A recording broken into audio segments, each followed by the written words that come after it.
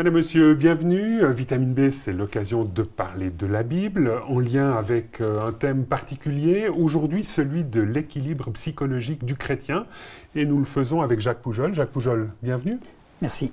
Alors, vous avez, il y a de ça quelques années, publié ce petit livre qui s'intitule « L'équilibre psychologique du chrétien ». Et aujourd'hui, nous abordons la question de la guérison de son passé. Et c'est important pour un chrétien de guérir des blessures de son passé. Je pense que c'est un petit peu comme des entraves que nous aurions aux pieds pour marcher. Je pense que c'est toujours mieux de marcher sans entraves qu'avec des entraves aux pieds.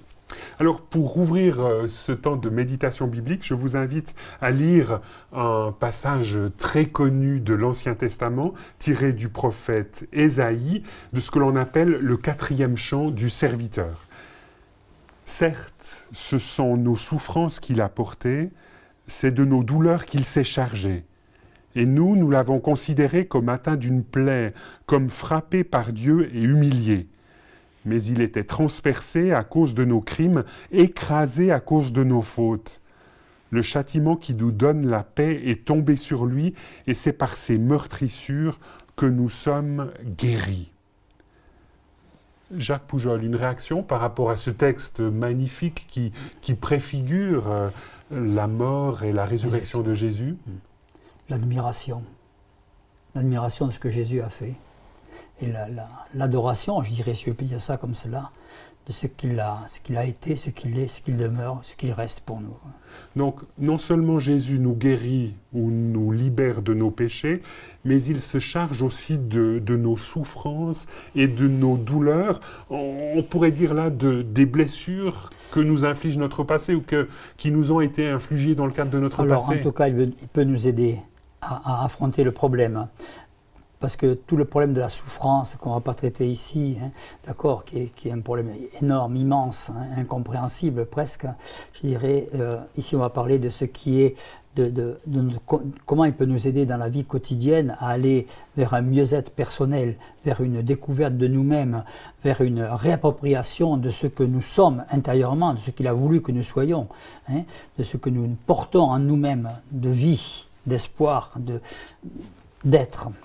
Alors, concrètement, hein, on a tous un passé plus ou moins chargé. Chaotique. Oui, chaotique, comme vous dites. Finalement, qu'est-ce que le Christ, dans ce contexte-là, peut nous apporter? Moi, je pense qu'il peut nous redonner notre dignité humaine. Parce que les cabosses, les blessures qu'on a reçues ne peuvent pas nous enlever notre dignité humaine. Or, quand on est blessé, on doute de soi, on doute de ses capacités, on doute de la place qu'on a, on doute de ses dons. Et là, Jésus vient nous dire, tu es aimé. Tu es aimé, je te connais, je sais ce que tu vis, je sais ce que tu as vécu, je sais que c'est une injustice, et peut-être qu'on peut cheminer ensemble pour essayer de repartir dans la vie, et de partir dans la vie avec cette idée que tu es toi, et c'est toi que j'aime, et c'est toi que je veux qu'il te réalise. Dans ce contexte-là, il y a une figure biblique que vous appréciez particulièrement, c'est celle de Moïse, qui, dans son face-à-face avec Dieu, a retrouvé son identité. Alors expliquez-nous en quoi et pourquoi votre intérêt pour cette figure biblique. Alors Moïse est quand même un des personnages qui a le plus marqué l'humanité. D'accord. Et quand on voit son histoire, c'est une histoire extrêmement difficile. Je veux dire, c'est une blessure avant la naissance. Il faut se rappeler, Moïse naît en esclavage, donc il n'est pas attendu. Hein. Sa mère, Jochébed, et son père ont déjà 2 enfants, un fils et une fille, et Moïse arrive là sans être attendu, quoi. Et la loi dit que s'il naît garçon, il doit être tué. Et donc on peut penser déjà que Jochébed, sa mère, avec l'angoisse qu'elle peut porter, pourvu que ce soit pas un garçon, Et finalement c'est un garçon. Finalement c'est un garçon. Donc cette famille-là décide de l'abandonner. De l'abandonner. C'est-à-dire que ce qui est presque plus grave, c'est qu'on ne va pas le nommer. Or, il était de tradition chez les Hébreux de nommer l'enfant au 8e jour et la circoncision. Et là on ne va pas le nommer, on va l'abandonner. Il est le sans nom. Donc le sans existence, le sans place. Et c'est au moment où on va l'abandonner, c'est-à-dire que même la mère ne peut pas le faire, c'est la sœur qui va le faire. Et ça expliquera, entre parenthèses, tous les rapports entre le frère et la sœur plus tard difficiles. Et donc le moment où la maman l'abandonne, par l'intermédiaire de la sœur, voilà, qu'on va le nommer. Et c'est terrible. on lui donne un nom au moment de l'abandon. Et ce nom, c'est sauver des eaux. Sauver des eaux en hébreu. Sauf que Moïse ne vit pas en hébraïque, j'allais dire. Oui. Il vit en Égypte. Et là, il est accueilli par la princesse qui est égyptienne. Qui, elle, parle l'égyptien. Et j'ai appris, il y a quelque temps en arrière, un petit peu, par une égyptologue de Genève, ce que je ne savais pas, c'est que Moïse en égyptien veut dire autre chose que Moïse en hébreu. Et qu'est-ce que ça veut dire? Alors, Moïse, Msès, par exemple, Ramsès, fils de Ra. Fils de Ra. Et tous les princes d'Égypte étaient fils d'un dieu. D'accord? Et Moïse, Psès, c'est fils d'un dieu, mais on ne dit pas le nom du dieu. C'est fils d'un dieu inconnu, j'allais dire. Et Moïse va grandir avec cette double casquette, j'allais dire. Moïse sauvé des eaux et Moïse fils de personne. D'accord. Alors qu'il est fils de la princesse qui est en Égypte, et ainsi de suite. Il est prince d'Égypte, comme dira le texte. Et il va grandir cette double, cette division en lui-même. Qui je suis? L'Égyptien, l'Hébreu, l'Hébreu, l'Égyptien. Et arrivé à 40 ans, tiens, bizarre à 40 ans, l'âge où on se pose des questions sur soi, où on veut gérer ses problèmes réellement, et là, il sort un jour et il voit devant lui ce qui se passe dans sa vie. Et ça, c'est très important par rapport à nos blessures. Et il est dans ce cheminement. Quand vous dites ce qui se passe dans sa vie, qu'est-ce qu'il voit concrètement? Eh bien, il voit l'Égyptien et l'Hébreu qui se disputent comme ça. Donc, deux hommes, Égyptiens et Hébreux, qui sont la projection de ce qu'il est en lui. Il ne sait pas si cette contradiction intérieure, Égyptien, Hébreu, Hébreu, Égyptien, Psès ou Moïse ou Psès, il voit là. Et qu'est-ce qu'il fait? Eh bien, il tue l'Égyptien, pensant que il tue l'Égyptien en lui, et pensant qu'il devient hébreu. Il choisit, quelque part, inconsciemment, mais dans le faire ici, qui il veut être. Et il pense qu'il est devenu hébreu, quelque part, comme ça. Et il sort le lendemain, et c'est extraordinaire. Il voit, et entre parenthèses, il enterre l'Égyptien dans le sable, il refoule tout ça, quoi. Il sort et il voit deux Hébreux qui se disputent. Et il pense que depuis hier, il est hébreu, rappelez-vous, quoi. Et là, il voit deux Hébreux et il veut les séparer. Il dit, mais toi, tu n'es pas hébreu, tu es égyptien. Et là, Moïse s'écroule. Parce qu'il fait ce que nous faisons souvent, c'est que nous refoulons ce que nous ne voulons pas être de nous-mêmes, non pas les mauvaises choses, mais ces blessures, parce que c'est une blessure, être Msès, pas comme Moïse. Il refoule ses blessures, donc nous refoulons nos blessures pour pouvoir être que ce que nous voulons être. Et cela, ça nous rattrape un jour ou l'autre. Et là, Moïse doit partir dans le désert. Il part dans le désert, et ce qui est extraordinaire, c'est que finalement, par rapport à cette signification en égyptien du mot Moïse, finalement là, fils de personne devient, au travers du buisson ardent, oui. C'est là qu'il a rencontré. Du Seigneur. Fils du Seigneur. Et la première question qu'il pose devant le buisson ardent, c'est pas qui est Dieu, mais c'est qui suis-je? Qui suis-je? Psès, Moïse. Et cette rencontre du buisson ardent va réconcilier les deux en lui. Puisqu'il va retourner en Égypte. Retourner en Égypte pour voir Pharaon, pour demander de libérer Moïse, le peuple d'Israël. Donc il faut qu'il se réconcilie en deux pour qu'il y ait la libération du peuple. Moi je trouve cette histoire fabuleuse. Comme image de nos vies, comme ça. Il faut que nous réconcilions en nous ces parties de nous-mêmes qui sont divisées pour pouvoir, je veux dire, aller dire quelque chose, pouvoir vivre nos vies, être nous-mêmes. Et là, on retrouve quelque chose qui est aussi central dans votre livre, c'est ce face-à-face avec Dieu qui, quelque part, permet la guérison des blessures de son passé. Oui. Cette réconciliation intérieure, Dieu nous voit réconcilier. Alors, Dieu nous veut réconcilier avec nous-mêmes. Vous proposez une petite démarche spirituelle. Premièrement, il s'agit de prendre une décision. Oui, il faut vouloir. Ça, c'est important. Vous le dites régulièrement dans votre livre. Il y a une décision à prendre. Sinon, nous allons faire comme Moïse. C'est-à-dire que notre inconscient va nous emporter à un moment donné. Et nous allons tuer l'Égyptien. Pensant devenir hébreu. Et si on ne veut pas ça, il faut avoir cette démarche intérieure de dire oui, je veux devenir moi-même. Deuxième conseil que vous mettez en avant, c'est le fait de prendre conscience que Dieu nous aime. Oui, parce que c'est important de savoir qu'il n'était pas absent de ce que nous avons vécu. Même s'il n'a pas agi directement, il était là. Il était là, c'est un peu comme ce qu'on a lu. Il veut porter nos blessures aussi, nous aider. Il veut être avec nous dans ce que nous vivons.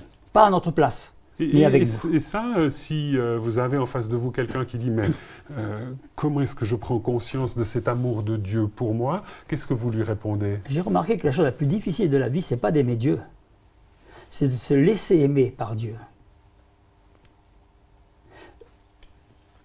Oui. La chose la plus difficile, ce n'est pas d'aimer Dieu. Et comment est-ce qu'on se laisse aimer par Dieu? Eh bien, on se laisse aimer par Dieu quand nous comprenons qu'il est à la fois la mère et le père que nous avons besoin pour nous construire.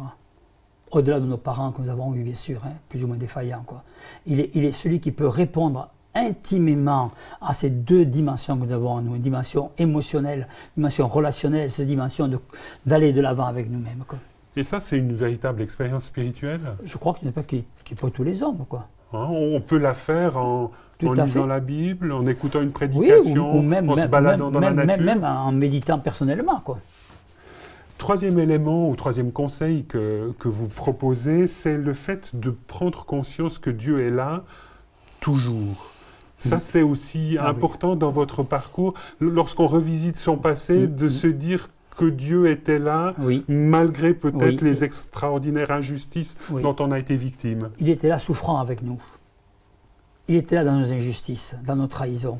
Parce il peut nous comprendre parce qu'il a été trahi. Tout ce que nous avons vécu de difficile, il a vécu lui aussi, ses trahisons, ses abandons, toutes ces choses-là. Et ça, le texte d'Ésaïe 53 le met bien en avant. Clairement, je dis à toi. Donc, il était là, ne veut pas dire qu'il était inactif, il était présent. Mais bon, en même temps, parfois, dans certaines injustices, il n'était pas là pour intervenir, ce qui peut nous choquer ça, la différence. Extraordinairement. Oui, bien sûr. C'est là qu'il faut comprendre la démarche, je dirais, ici. C'est que Dieu est présent dans l'homme qui souffre. Dieu est présent dans l'homme qui est trahi. Moi, je pense ce que disait Elie Wiesel, un de cet enfant qu'on pendait et son collègue au camp de concentration lui posait la question, qui était là devant eux, en voyant cet enfant pendu pendant des heures. Il est où Dieu? Et son ami lui a répondu, à Elie Wiesel, il a dit, il est là, dans cet enfant qui meurt. Dieu est là quand nous souffrons. Il est dans nos souffrances. C'est pour ça qu'il est là, pas que dans notre guérison, il est là dans notre souffrance. Et il va nous accompagner dans ce cheminement. Troisième conseil que vous mettez en avant, ou plutôt quatrième, c'est le fait que le chrétien doit regarder et écouter Jésus. En quoi est-ce important cela pour vous? Parce que je pense que la voix du Seigneur est toujours une voix d'espérance pour nous, d'encouragement pour nous. Hein? Et qu'il est pas seulement le modèle, mais il est celui qui, pas à pas, dans tous nos cheminements de reconquête de nos vies, est avec nous. Il est là. En prendre conscience, très important. Un peu comme les disciples d'Emmaüs, ce couple d'Emmaüs qui descend, hein, où Jésus est avec eux. Une fois que Jésus est ressuscité, et puis, il est avec eux, ils ne le voient pas. Ils ne comprennent pas que c'est le Christ ressuscité. Et quand ils se rendent compte, il n'est plus là. D'accord? Donc, mais il chemine. C'est important de savoir, il est là, le Seigneur. Et dans ce contexte-là, vous le mettez en avant, c'est aussi important d'entendre la voix de Jésus, de ménager un espace d'écoute pour l'entendre nous parler? Oui. Alors, cette voix de Jésus est différente pour tout le monde. Quelqu'un peut le voir dans la nature, quelqu'un peut le lire dans le texte, quelqu'un peut l'entendre par un ami, cette voix est infinie, je veux dire, de variété possible. Hein. C'est pas un ange vous du ciel. Êtes convaincu que Jésus parle et que Jésus intervient dans nos vies en donnant des suggestions? Dieu parle à tous les êtres humains. Dieu parle à tous les êtres humains. Dieu accompagne tous les êtres humains. Et je crois que simplement, des fois, nous n'arrivons pas à identifier sa voix, quoi. Nous mettons d'autres mots peut-être, mais c'est lui qui nous parle. Et lorsque Dieu nous parle, il est important peut-être de réagir et de mettre en application ce qu'il aurait suggéré, ce que cette petite voix aurait suggéré en nous-mêmes? C'est une voix d'encouragement, je crois. C'est une voix qui nous dit que nous sommes sur le bon chemin, qu'il est. Je vous ai préparé une place, c'est ça qu'il veut dire quand il dit ça. Je crois qu'à cette voix, on dit, je t'ai préparé une place. Elle est devant toi. Elle est là, mais elle est devant toi aussi, cette place. On voit bien, là, vous proposez pour guérir nos blessures du passé une démarche de spiritualité, mais est-ce toujours facile que d'entrer dans un tel processus? On a besoin de l'aide souvent, de quelqu'un, souvent d'un professionnel pour nous aider.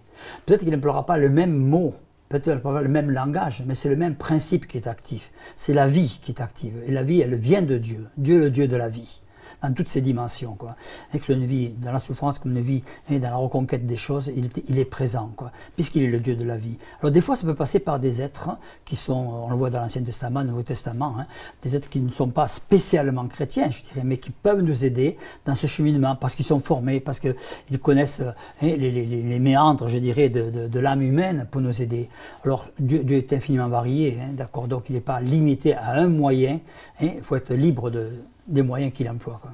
Jacques Poujol, merci beaucoup d'avoir accepté notre invitation de venir sur ce plateau de Vitamine B pour parler de l'équilibre psychologique du chrétien, donc le livre que vous avez publié il y a de ça une trentaine d'années aux éditions Empreinte. Et aujourd'hui, nous parlions tout particulièrement de la guérison des blessures de notre passé. Madame, Monsieur, nous espérons que cette émission vous aura intéressé. À bientôt.